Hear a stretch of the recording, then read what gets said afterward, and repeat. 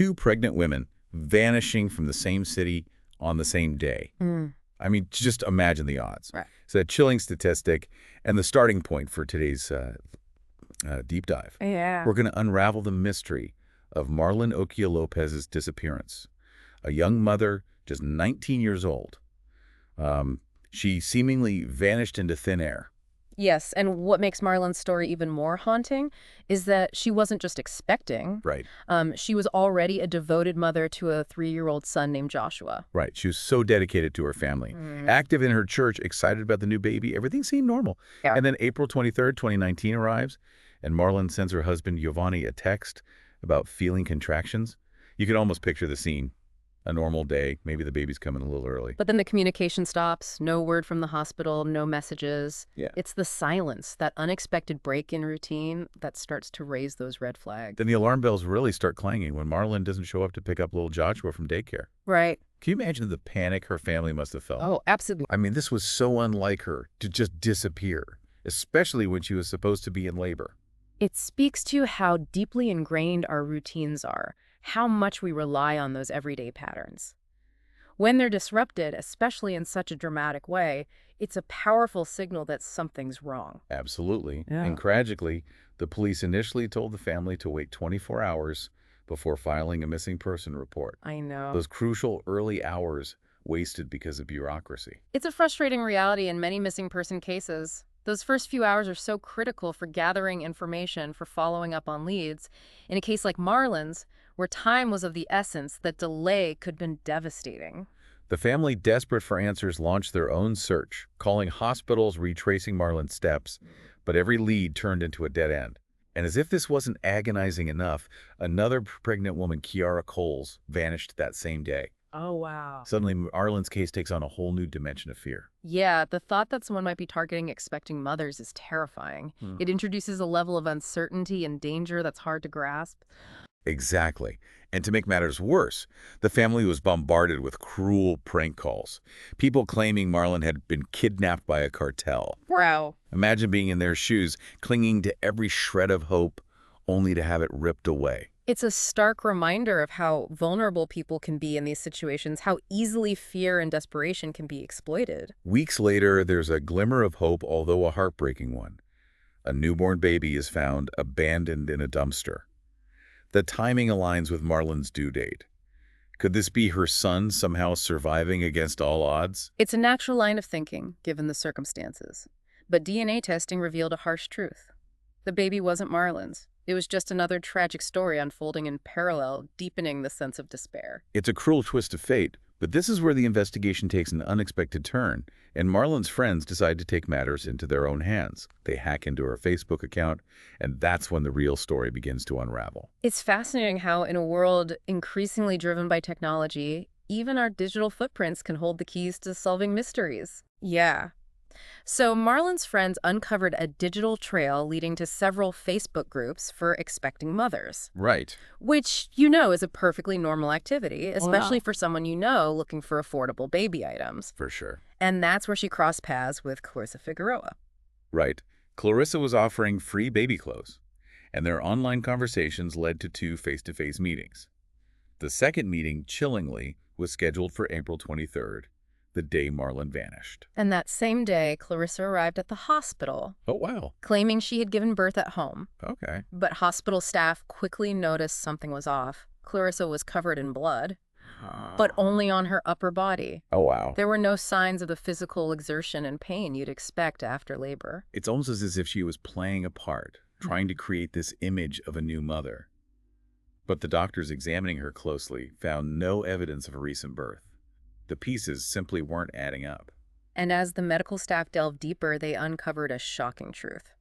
Clarissa had been fabricating her pregnancy for months. At 46 years old, and with her tubes tied, conceiving naturally would have been impossible. So we have a woman desperate for a baby, caught in a web of her own lies, and time is running out. What does she do? She sets her sights on Marlon. Oh, God. It's a horrifyingly calculated plan. She needed a newborn to maintain the facade, and Marlon tragically became her target. It's a chilling thought, someone preying on the vulnerability of an expecting mother. But it gets even darker. During Marlon's first visit to Clarissa's house on April 1st, Clarissa actually tried to enlist her own daughter Desiree in a plan to kill Marlon. Yeah, it's a disturbing example of manipulation. Right. A mother trying to coerce her daughter into a horrific act. It raises questions about the dynamics of the relationship, the power imbalances at play. Fortunately, Desiree refused, and her boyfriend at the time intervened, threatening to call the police if Clarissa didn't let Marlon go. Hmm.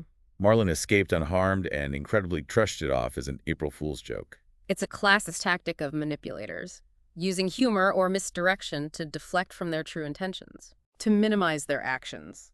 Tragically, Marlon returned for a second visit on April 23rd, and this time Desiree's boyfriend wasn't there to protect her.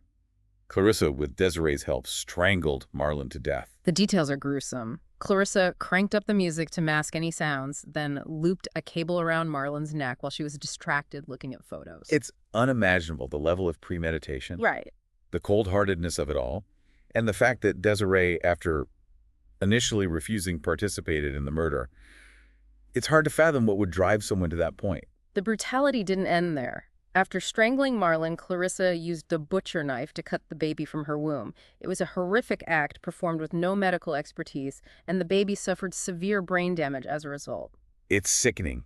And to add insult to injury, Clarissa and her boyfriend had the audacity to start a GoFundMe campaign for the baby's funeral expenses. It speaks to a complete lack of remorse and inability to grasp the magnitude of the tragedy they had caused. They were so consumed by their own selfish desires that they couldn't see the human cost the shattered lives left in their wake. Thankfully, justice eventually caught up with them. Police discovered Marlon's car near Clarissa's house, and a social worker at the hospital raised concerns about the baby's true parentage. But it's tragic that it took so long for those connections to be made. It highlights the systemic failures that often plague missing person cases. If the police had acted more swiftly, investigated more thoroughly, perhaps Marlon's life could have been saved. It's a heartbreaking thought. And adding to the family's pain was the insensitive way the police delivered the news of Marlon's death. Yeah.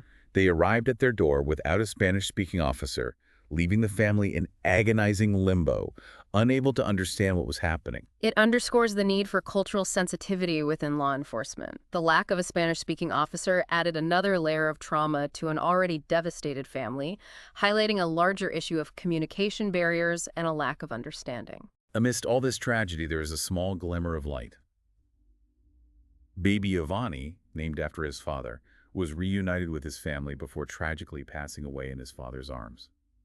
It's a heartbreaking silver lining that baby Giovanni at least got to experience the love and warmth of his family, even for a short time.